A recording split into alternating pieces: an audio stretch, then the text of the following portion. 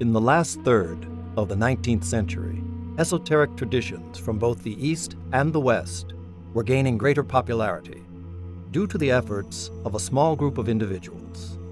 Calling themselves Theosophists, they claimed no personal credit for the teachings they shared, but insisted instead that they came from a group of highly evolved souls attempting to help those in search of the spiritual. These larger-than-life beings were known as the Mahatmas.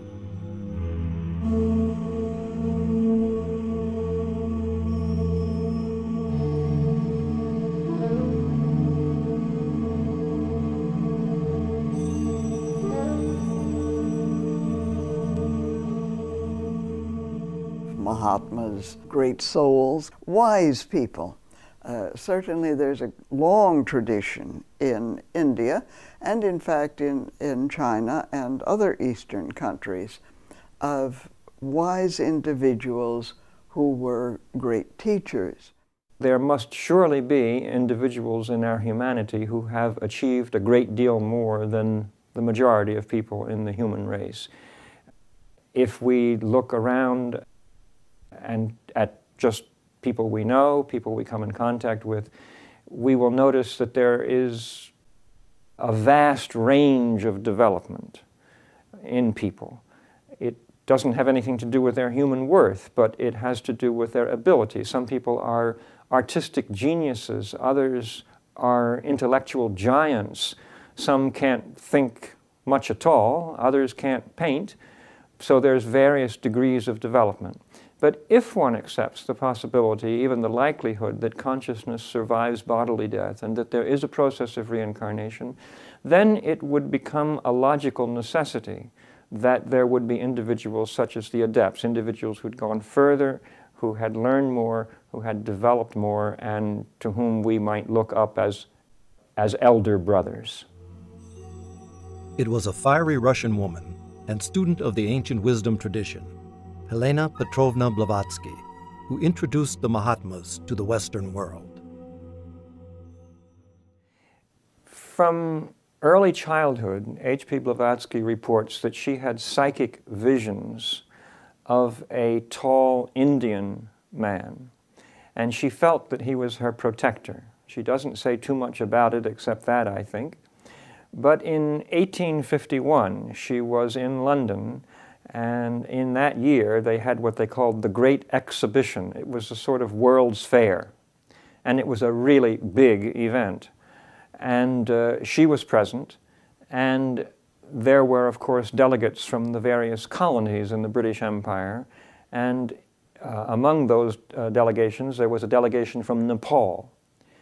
And as the delegation from Nepal was going by in Hyde Park, she saw in the flesh the very man she had seen in psychic visions as a child.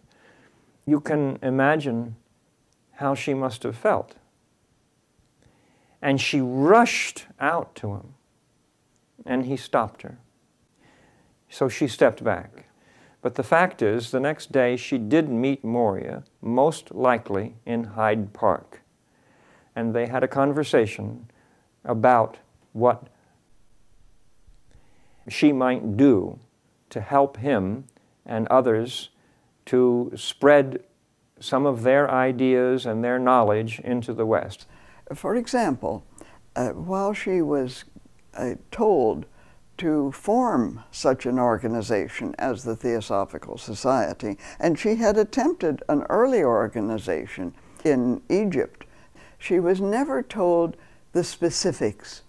She herself has said she was given the broad general outlines of a society that would be devoted to the ideal of human brotherhood, that would bring into the world the teachings that would aid humanity in its onward progress. While Madame Blavatsky stood as the key force behind the Mahatmas and the Theosophical Society, much of the information given to us directly by the Mahatmas is purported to have come in letters that mysteriously appeared to other individuals. The first known letter was written in November of 1870 and is currently in the archives of the Theosophical Society's international headquarters at Adyar, Chennai, India. Written in French, it was sent to Blavatsky's aunt, Madame Fadif, who lived in the Russian city of Odessa. Blavatsky had been traveling to remote areas of the world for many years, and at the time of the letter's writing was in India, or perhaps even the outer regions of Tibet, pursuing her occult studies. Her family had no idea of her whereabouts. Madame Fadif wrote, "We were ready to believe her, that is HPB, dead, when I received a letter from him whom I believe you call Kutumi, which was brought to me in my house by a messenger of Asiatic appearance, who then disappeared before my very eyes." Now, the letter itself states, "The noble relations of Madame H. Blavatsky have no cause whatsoever for grief." I'm reading, obviously, the English translation. You can read the French. "Their daughter and niece has not left this world at all. She is living and desires to make known to those whom she loves that she is well and quite happy in the distant and unknown retreat which she has selected for herself." After she met Colonel Olcott, and the story is, of course, part of the history of the Theosophical Society, and they were in New York, and at the time of the founding of the society, he received letters from another branch known as the Brotherhood of Luxor. Also known as the Egyptian Brotherhood, the distinctive feature of their letters was that they were written on a kind of black paper, and like most all of the Mahatma letters, contained various occult symbols which identified the particular group.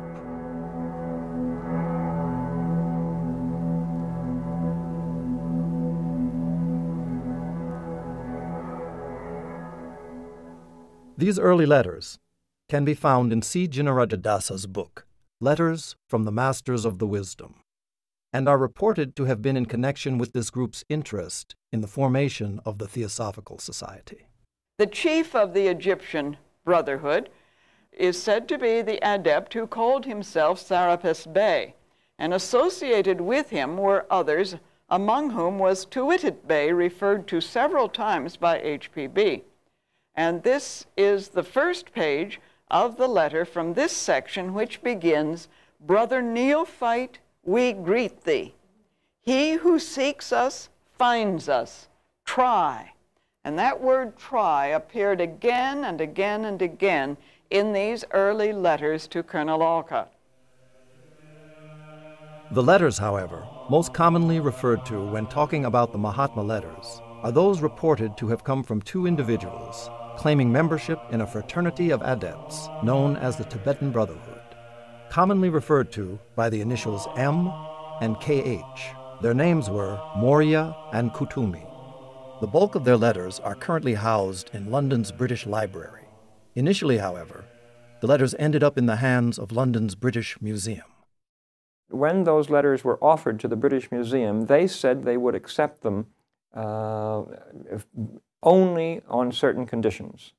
First, they had an interest in them because the Theosophical Society in India made a very big impression, and also around the world at the time. And of course, the British were then in, India was then a colony of the United Kingdom. And they said they would accept them, first because they were of historical interest. Second, they wanted to find out whether or not H.P. Blavatsky had written those letters, because she had been charged with forging the letters. And they said, we must see those letters, and we must have samples of H.P. Blavatsky's handwriting and have our own handwriting experts check them and determine whether or not Blavatsky wrote them, and if she did, we don't want them.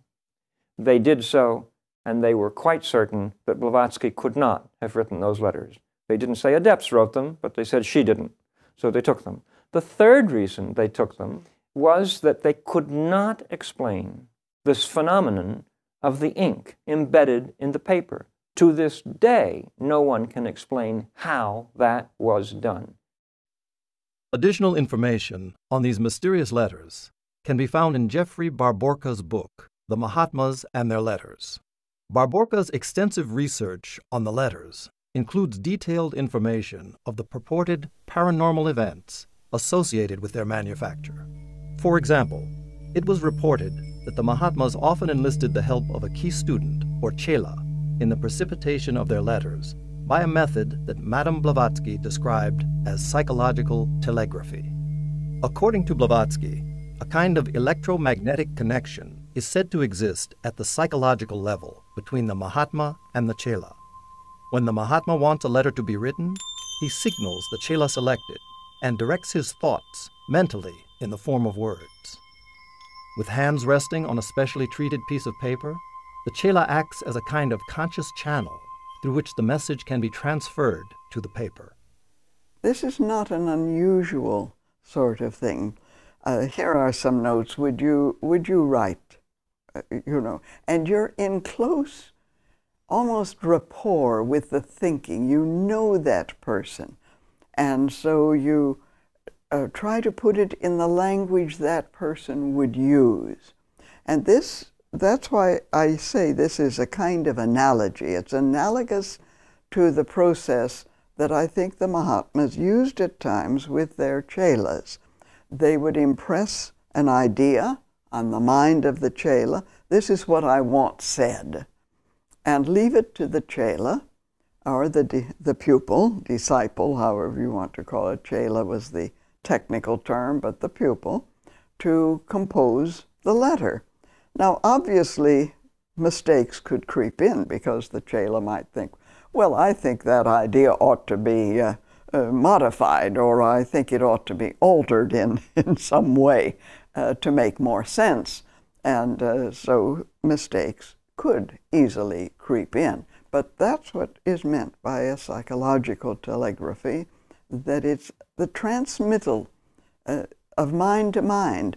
And people who live very closely together, for example, husband and wife, very often pick up the idea in the mind of the other without having to have it said.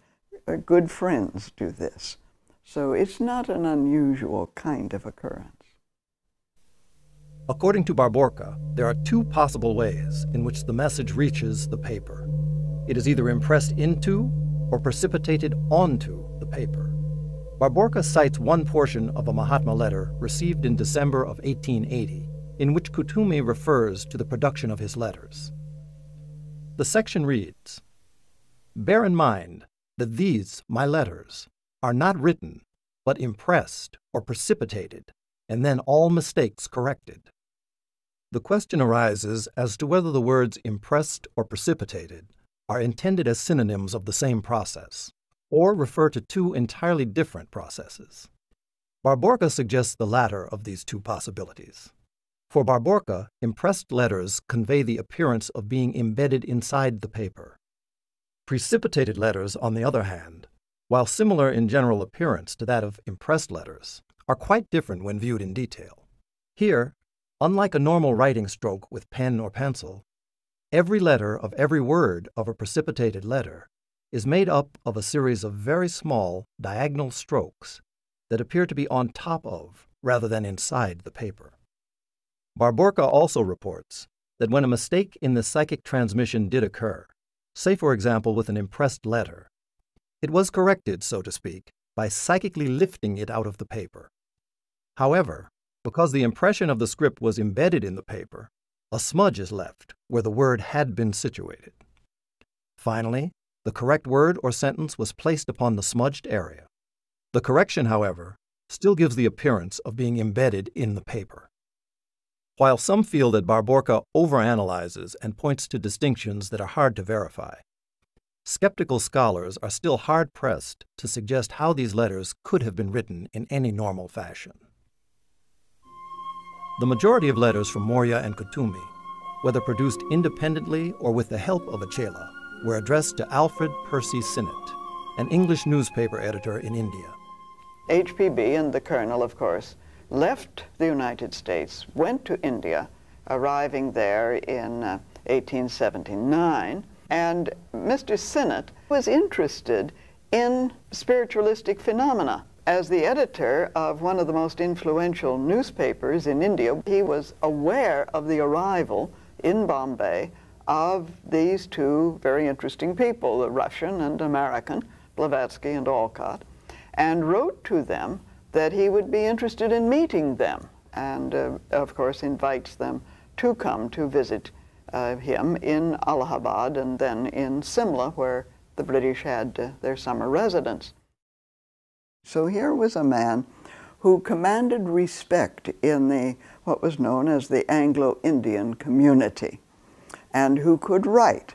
And he, on many occasions, was even instructed in the letters to write up these episodes or write about it and publish it, and to indicate that there is this wisdom tradition. There is more to be known than the science of that day or the general belief of that day.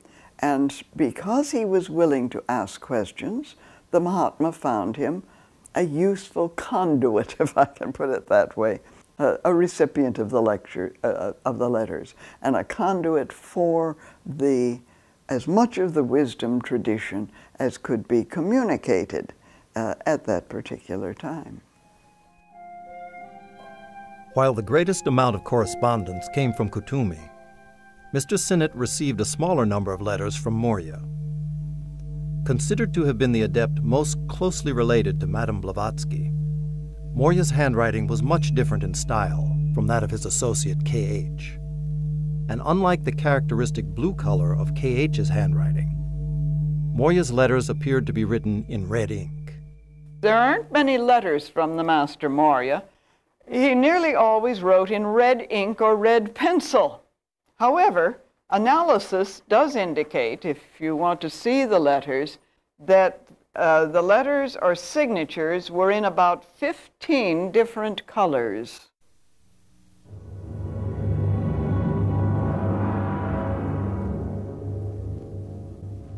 When HPB came to the United States 1873, and she met Colonel Olcott 1874, long in there in the founding of the society, this was a period when there was a lot of spiritualistic phenomena, some of it fraudulent, some part of it, I suppose, authentic, and HPB said, of course, phenomena can be produced.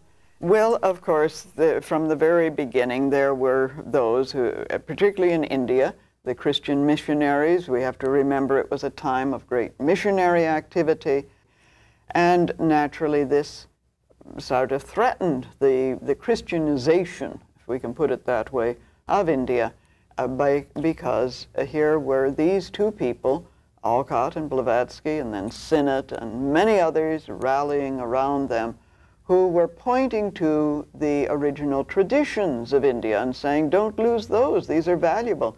It's just as important to be a good Hindu as it is for us to be good Christians or whatever.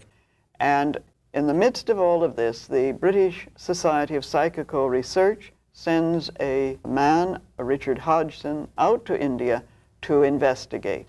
And some of the disgruntled former employees at the headquarters combine with the Christian missionaries in Madras to bring forth evidence, very slanted evidence, and in itself forged evidence in some cases, to suggest that HPB was a fraud, that these letters had indeed been written by her. However, a longtime student of Theosophy and member of the Theosophical Society, Virginia Hansen, did an exhaustive study of the circumstances behind the Mahatma letters. In her book, Masters and Men, she demonstrates that many letters were delivered when Madame Blavatsky was nowhere in the area, and under circumstances which she could not possibly have known their content. Probably the best example of this kind is the letter which was received by Annie Besant in 1900, 9 years after Blavatsky's death. And while some scholars currently cite the Hodgson report as proof that the Mahatma letters were forgeries, the Society for Psychical Research raised severe doubts about the report, and in 1986 finally published a new report declaring that Madame Blavatsky was unjustly condemned. The case was re-examined by Dr. Vernon Harrison, past president of the Royal Photographic Society and an expert on forgery. In addition to demonstrating that the Hodgson report was biased and disregarded evidence in Blavatsky's favor, Dr. Harrison also carried out his own detailed analysis of the letters in question. He noticed that Hodgson's strongest evidence rested on the assertion that certain peculiar aspects of Madame Blavatsky's writing appeared throughout the KH writing. For example, Hodgson looked at Blavatsky's formation of the letters A, D, G, O, and Q, and noticed that she often left a gap on the left side of the curved portion of these letters. Hodgson called this the left gap stroke, and cited it as strong evidence against Madame Blavatsky, since this same tendency appeared in the KH writing. Dr. Harrison shows, however, that the left gap stroke is not uniquely characteristic of Madame Blavatsky's handwriting.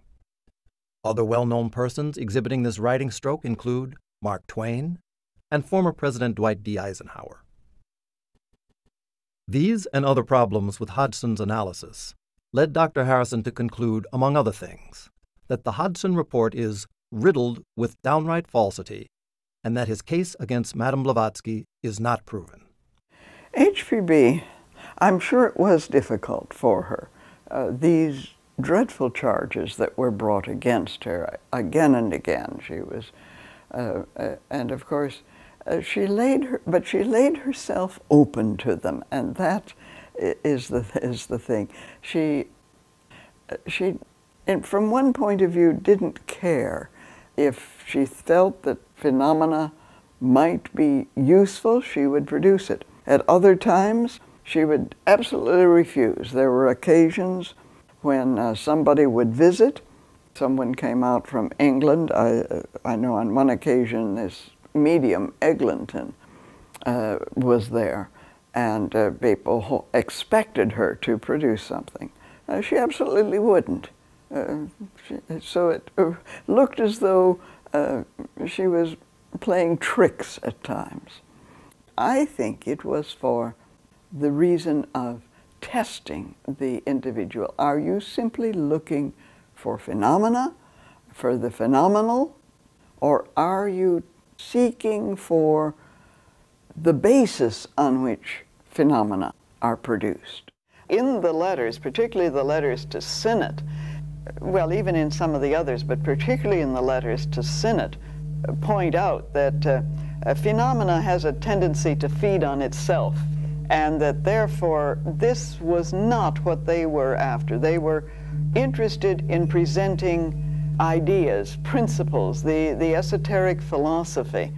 The esoteric philosophy covers the evolutionary process from the formation of matter in the first place, the formation of the planetary system in which we live, and then the evolution of the kingdoms of nature, the becoming of man, what man is, and then it looks also at the future evolution of man, because we are by no means finished, so that the question of life after death, or rather life between lives, is also part of the province of the esoteric philosophy.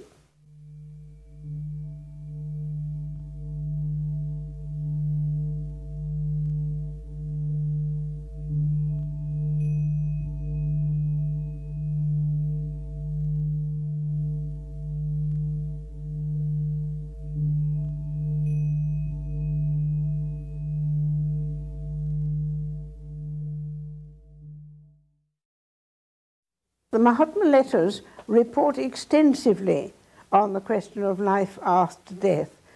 We have first to consider what it means to be born, the taking on, as it were, of garments, vestures.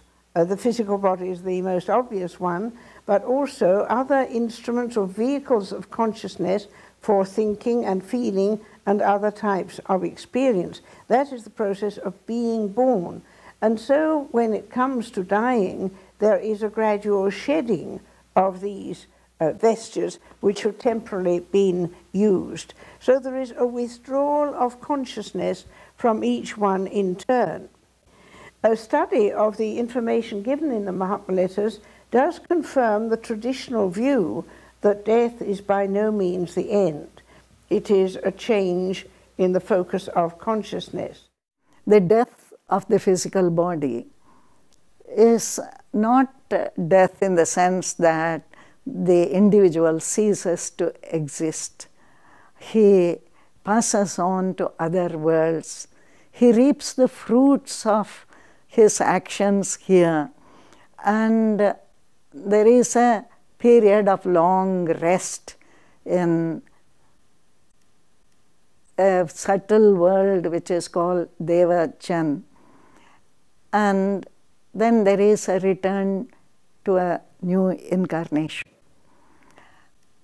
This teaching has been given in various religious traditions. There are descriptions, for example, in the Upanishad and Upanishadic commentaries, but it is the teaching is allegorical, symbolical, not easy to understand.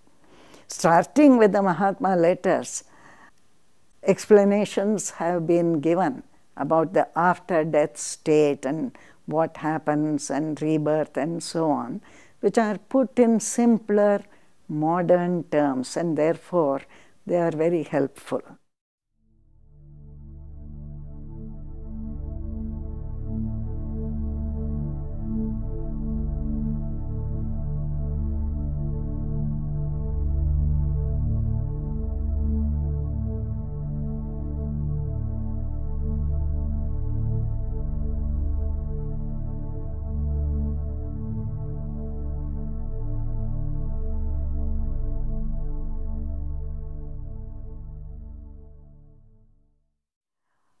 They discourage belief.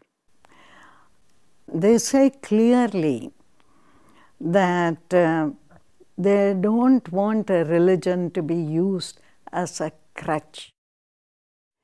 The Mahatmas, the authors of those letters, regarded themselves as followers of the Lord Buddha, and the Lord Buddha said nothing is to be accepted just because it is in a book that people think of as holy or because an authority has uttered it. In so many religions, evil customs have grown and people automatically accept them.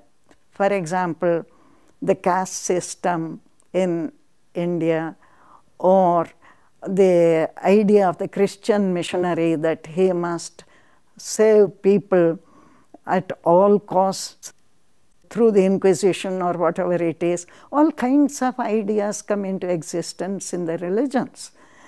And the person who believes accepts everything.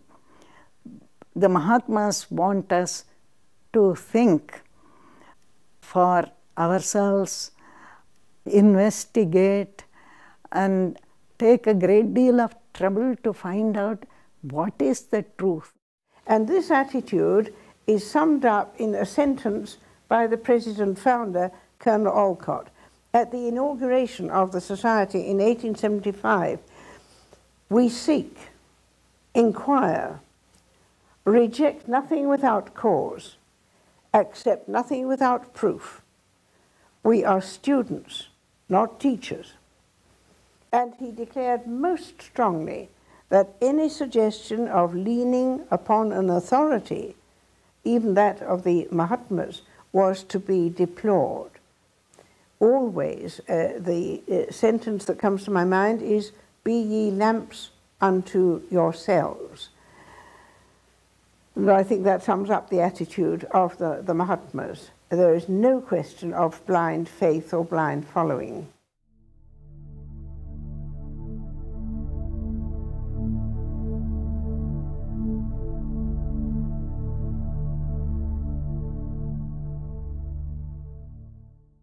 Akasha is what I call the fabric of the universe. Now, its chief characteristic is sound. Everything is sound, resonates, vibration. Everything is interconnected. Now, this is the very basis of the Theosophical worldview, that there is one ultimate reality. And then all of its permutations, all of it, the way in which it develops through universes, through every aspect of nature, vibrating through everything, rock, plant, tree, animal, ourselves, human beings, is this throbbing of the one life. All the parts are integrally part of that one reality. If that is understood, it becomes easier for us to understand brotherhood in daily life.